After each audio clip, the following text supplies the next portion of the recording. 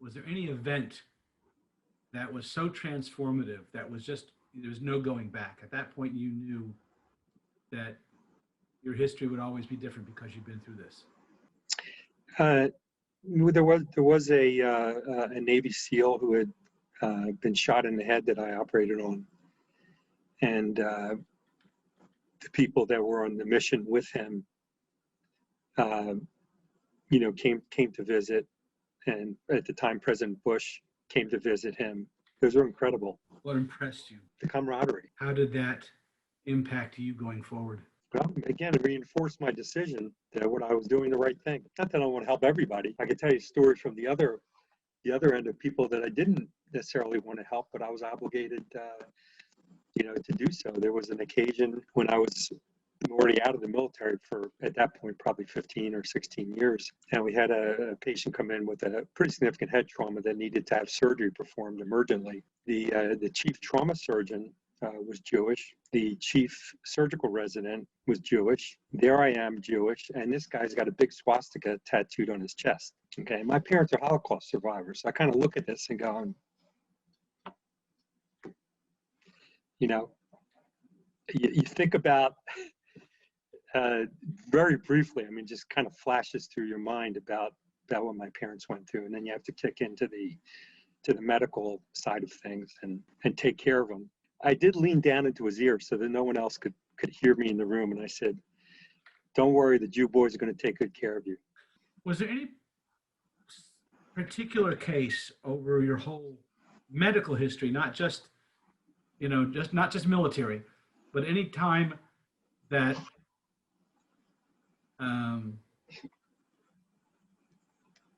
probably most challenging medical challenge for you, where it took everything you got to be able to do this?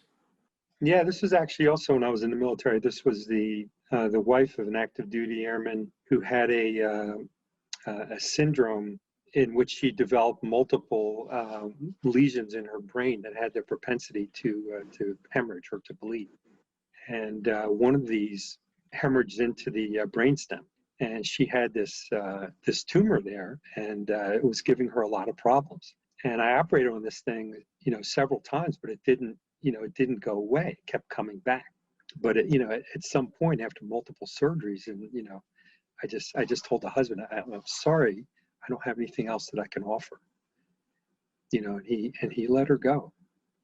That was difficult. She was in her 20s.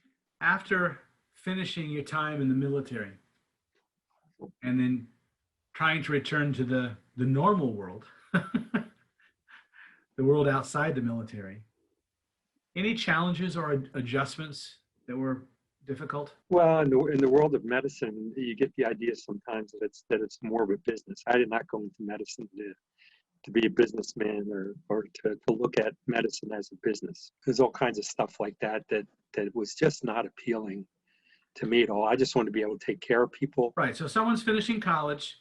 Okay. And now they want to go to medical school. Well, they don't know how to pay for it. Right. What are your thoughts about the journey? I'd recommend it to anyone.